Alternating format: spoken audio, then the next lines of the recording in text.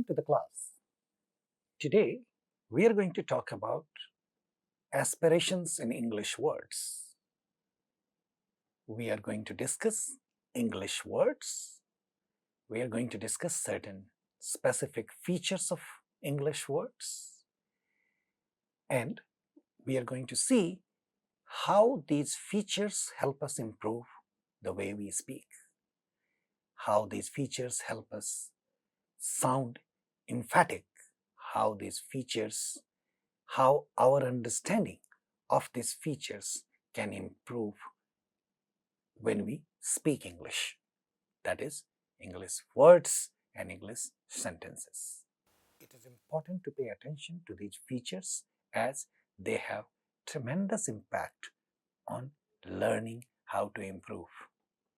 Let me get to these features and let you decide how important it is to know about these things. We are going to talk about certain underlying features. We are going to talk about certain things that are prerequisite for understanding this special aspect of speaking.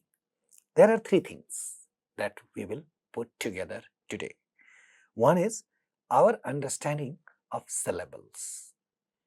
We know that English words, or for that matter words in many languages, can have multiple syllables in them. So words have 1, 2, 3, 4 syllables in them. There are some words that are possible with 5, 6 and 7 syllables as well, but beyond 4, the number of syllables you increase in a word, the chances of possibility of such a word is really very low.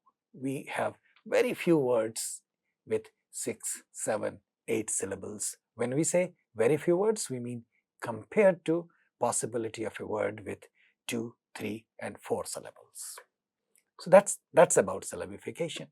So we want to bring in an idea and our understanding of syllabification to understand stress patterns in English language. When we mix the two, we realize that one of the syllables is more stressed than others. That means one of the syllables is more prominent than others in English words. With these two, we notice yet another thing that we need to pay attention to if we need to improve our speaking and the way we sound. A footnote here: the more we put in efforts in improving ourselves, that adds to our confidence, and such confidence, such improvised confidence makes us sound better and impressive, and that is prerequisite for effective communication.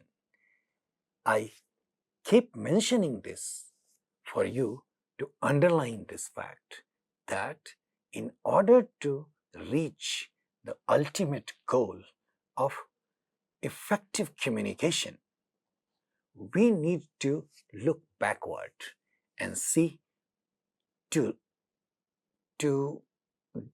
participate in effective communication, we need to have good language, which requires two things. It must be flawless, that is, it must not be ungrammatical, we must have grammatical sentences, and it must sound proper. So, fluency and appropriateness, correctness, they add to the confidence, and together it builds effective communication. These are components of effective communication. So, moving beyond this note, to achieve that, we need to look at this feature, meaning we understand syllables and syllabification. We understand how syllabification helps us understand stress patterns, that is, one of the syllables is more prominent. And when we put the two together, we see that certain sounds in certain syllables are also aspirated. We are going to discuss that part today, and therefore understanding aspiration and the sounds that can be aspirated or not aspirated requires a good understanding of syllabification and stress patterns in those syllables. So, we are going to work on these things together. Let's see how it works. Take for an example this sentence. It's just a sentence that I created for impact. It's a very simple sentence, imperative sentence. Take a piece of cake. Take a piece of cake. That's how we speak. When you hear some others speak this sentence, it is possible to say, take a piece of cake. You don't have to make yourself sound artificial. The first step is to understand when some people speak that way, why do they speak that way? And when we hear them, what is it that we need to pay attention to? And once we pay attention to that part, we know why others do it, and we can also improve our own language. Without understanding the underlying pattern, if we try to do that, that's called copy. And without understanding, copying will make you sound ridiculous. That's the word which comes to mind. So let's look at the underlying pattern. What do we see here? In this sentence, we see that we have three words in this sentence: take, piece, and cake. We see that in the first one, first sound is ta. In this word, first sound is pa, and in this one, this is ka. That is ka. When we look at it, we notice that ta, pa, and ka at initial positions of these words are getting aspirated when we pronounce them. This marker, small superscript h, indicates additional flow of air, which marks aspiration. So it becomes take. Piece sounds as peace, and cake sounds as cake. Cake. So some people speak English this way. That could be British variety of English, American variety of English, or Australian variety of English, Canadian variety of English, and so on. They mind it, they do have internal variations as well. So in Indian variety of English, we usually don't aspirate these sounds.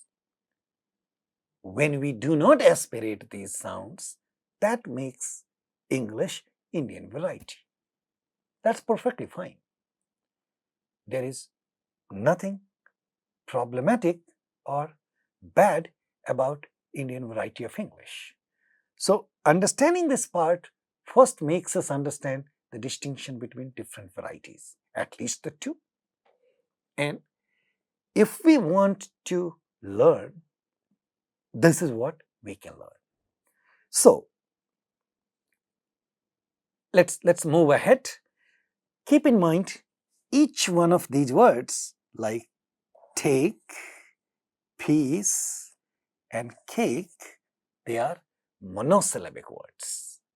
There is only one syllable in these three words. So what we see, certain sounds at the word initial position, or in this case, that is for all these three words, we can very comfortably say at word initial position or syllable initial position, sounds like pa, ta and ka are getting aspirated. That's what is the observation from this. Let's see these sounds pa, ta and ka. As you know, these are,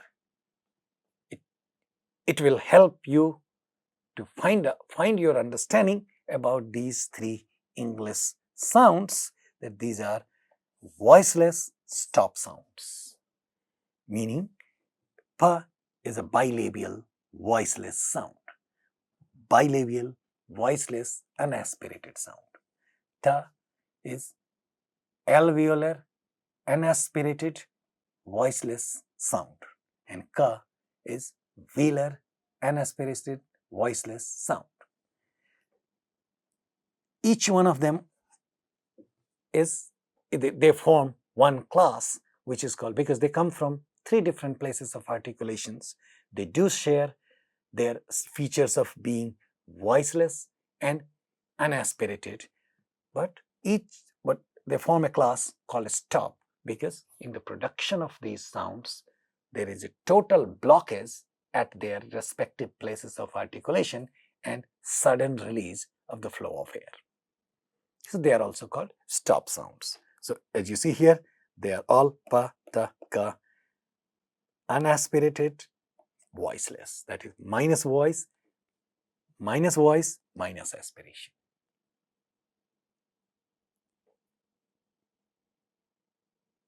At the initial position, what we see is it gets aspirated. So minus voice becomes plus voice. And therefore, we were only talking about voiceless stops. So look at this. So it sounds as pa, ta, ka. This is an important aspect of English language. So let's go back to the basics again and see some of the words in English. So what are the words? We have a lot of words in English which will begin with either pa, ta or ka. So look at these words like, how do we say these words? So I'll try to say these words without aspiration. They are pen, pin, pan, park. This is how we say these words. Tan, truck, trick, teen. Car, can, king, crash. So you see that at the initial position of each one of these words, you have pa, you have ta, and you have ka in these three sets. You can check the pattern of consonants and vowels in them. So what happens is, these words, when we pronounce, the initial sounds get aspirated, and you can write the aspirated sound and these words once again for your practice. They sound like pen, pin, pan, park, tan, truck, trick, teen, car, can, king, crash. So the initial sounds in these words are going to get aspirated. This is an important rule, important thing to observe in English words. So we are very much tempted to say that the way it works is pa, ta, ka as a stop sounds become aspirated when they occur at the initial position of a word. That's what we generalize until this point. So we need to know about words, and we need to know about sounds, and we observe and we can form this rule that sounds like p, t, k in English become aspirated at the initial position of words. That's what you have seen so far in this discussion. But keep in mind, this is half of the story. When we look at more words and when we bring in words with multiple syllables, then we see a slightly different story. This still holds true. That is, p, t and k do get aspirated in English words. But when we bring in syllabification, that is, when we have words with two syllables, we see a slightly different story. Let's look at these words. We have words like potato, hotel, Nepal, intense, intention. Now, look at this. Each one of these words, like this one, potato, has three syllables in them. 1, 2, and 3. In this word, hotel, 1, 2. In this word, Nepal, 1, 2. In this word, we have 2 syllables again. And in this word, we have 3 syllables. That is intention. Now, see what happens here. Notice that pa, ta, and ka are getting aspirated not at the initial position of the word, but they are getting aspirated at the initial position of stressed syllable. They get aspirated at the initial position of stressed syllable. So, the reason why they sound, the reason why we have the rule that pa, ta, ka get aspirated at the initial position of a word is because we were looking at monosyllabic words. So, when a word is monosyllabic, this rule is perfectly fine. This rule is still fine, that is, these sounds do get aspirated, but when we have multi-syllable words, then these sounds get aspirated at the initial position of the stressed syllable. Remember, whenever we have 2 or more than 2 syllables, one of them is going to be stressed. And if we have pa, ta, ka at the syllable initial position, in the words, in words, and if those syllables are stressed, then they get aspirated only at the initial position of a stressed syllable. So, to repeat this part one more and final time, in multi-syllable words, that is words with at least 2 and more syllables, these sounds get stressed only at the initial position of a stressed syllables. So, in this word, you see, in the first word, we see pa as a sound is there at the syllable initial position, but it is not getting aspirated because in the next syllable, which is a stressed syllable, we have a ta sound. So, this ta sound will get aspirated because it's at the initial position of the stressed syllable. The question here is, can we not apply both the rules together? That is, if these sounds are there at the initial position of the word, they will get aspirated, and they will also get aspirated at the initial position of the stressed syllable. That's not how it works, because two sounds getting aspirated at 2 syllables that are one after the other will not be possible, will not be easy in speaking. Therefore, that rule doesn't work. So, as a result, we get words like potato, hotel, Nepal, intense, intention. So these are in caps stressed syllables, and we have ta or pa at the initial position of stressed syllables, and therefore we get them aspirated.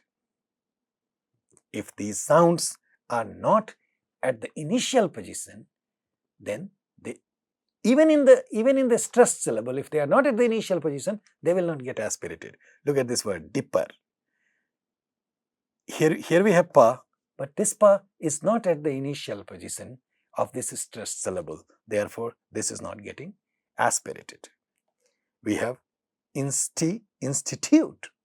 So, depending upon, I think this is as a stressed syllable, therefore, this will get aspirated. If you look at more words, then we see like attention. I'm purposely making it a little more prominent for you to see. Retain. Look at this.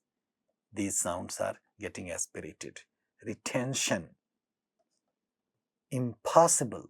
In a 4-syllable word, this sound is getting aspirated because this syllable is stressed syllable. Impatient. This sound is getting stressed because this sound is getting aspirated, pa, in this word because this sound pa occurs at the initial position of the syllable that is being stressed. Department, 3-syllable word, pa at the initial position of a stressed syllable. Competition, in this word, this is the syllable that is getting stressed. There is a ta sound at the initial position of the stressed syllable. Therefore, this is getting aspirated. Decrease, ka at the initial position of the stressed syllable, hence aspirated. Decrease. Now look at it. This is a noun. In this word, this is not the stressed syllable. So even though we have a ka sound at the initial position of this syllable, it is not getting aspirated because it is not stressed syllable. Institution.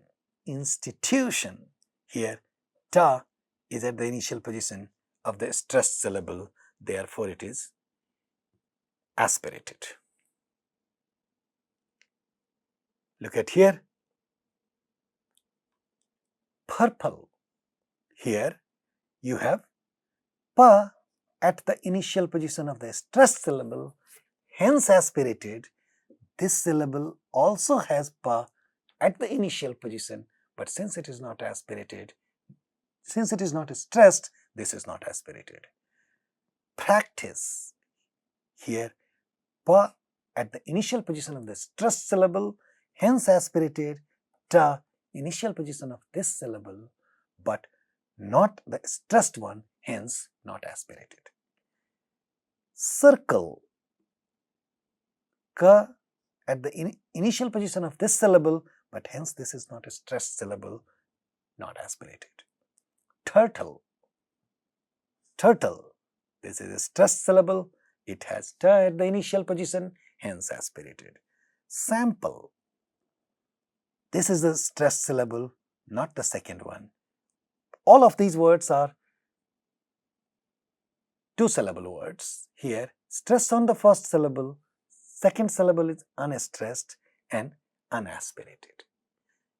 What we are trying to show you through these examples, that there are pa, ta and ka at the syllable initial position in the second syllable, but they are not getting aspirated because they are not stressed syllables. They are not at the initial position of stressed syllables. In each one of these words, you can see temple, pa at the initial position, but only this ta gets aspirated because this is at the initial position of the stressed syllable. Happy. Look at this. You have 2 pa sound in this word, one at the final position of the stressed syllable, the other at the initial position of the unstressed syllable, hence none of the two gets aspirated. So these examples gives you a much clearer idea of the point that I am trying to make. And you see, this a combined understanding of sounds, syllabification in words, stress pattern, understanding of stress pattern in word, they combinedly together contribute to our understanding of which sound gets aspirated at which position in a word and why the same sound doesn't get aspirated at other positions. So when we understand this and we would want to practice aspiration in our English, it's highly likely that we will get it right, and we have now developed capacity in us to practice aspiration in our own English as well. And that is not copying. Look at more. Second syllable here are stressed and first sounds are aspirated in those. So platonic, this is aspirated. Iconic, atomic, compassion, and complete. Look at this. In this word, compassion, ka at the initial position. In this word, complete, ka at the initial position, but not aspirated because these are not stressed syllables. Here, pa at the initial position, but not aspirated because this is not at the stressed syllable. Rather, you see pa, ta, ka getting aspirated at the initial position of stressed syllable in the same words. Most of these words, first 4 words are 3-syllable word and last one is 2-syllabic word. So we get to see these things in more details when we look at words with 2 syllables, 3 syllables and 4 syllables. For words, so if we form the rule backward, like pa, ta, ka gets aspirated at the initial position of a stressed syllable. This applies, all right. It's just that in monosyllabic word, there is no question of a stress. Hence, they get aspirated. They sound like they are getting aspirated at the initial position of the word. That's also initial position of a syllable, but there is no question of getting a stressed syllable in monosyllabic word. Therefore, this rule takes precedence over a stress pattern. So, a clearer understanding takes us at a place where we can understand syllabification. There are points that one can check. Look at this. In monosyllabic words, here is how you can do exercises with this thing and pay more attention to these things. These are, I come back to this slide one more time. These are all monosyllabic words. They have pa, ta, ka at the initial position of these words. Hence, they are all aspirated. And there is no question of prominence of one syllable over the other because there is just one syllable in these words. So, pa, ta, ka will get aspirated. Now, if you notice, in a word like park, we have ka sound. But ka sound is not getting aspirated because this is not at the initial position. Here again you have ka sound, here you have ka sound. So, at least there are 3 examples here where you have ka sound at non-initial position. So, aspiration of ka is not uniform. Aspiration of ka only at the initial position of monosyllabic words and initial position of the syllable that is getting stressed in words with 2 or more syllables. Pretty simple rule. So, you can take words like school. Why is this word important? It has school. It has sa, ka, school. You have a sound ka, but remember this is not at the initial position. So it will sound as school, school. But if you had a word like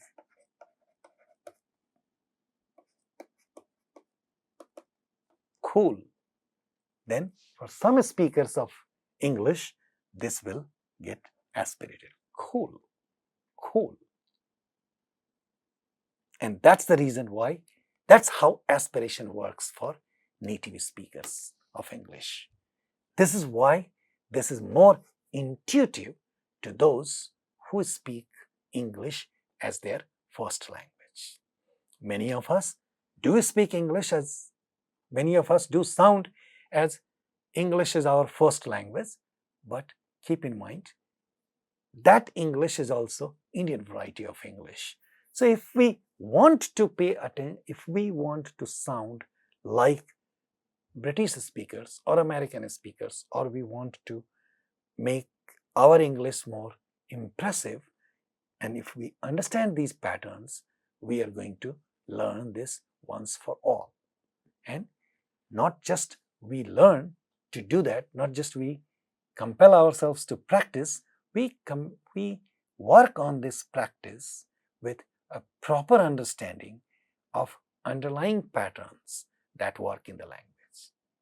Therefore, again, as key point, understanding underlying patterns of language, in particular English, in this case English, is going to be key in helping us enhance and improve our language.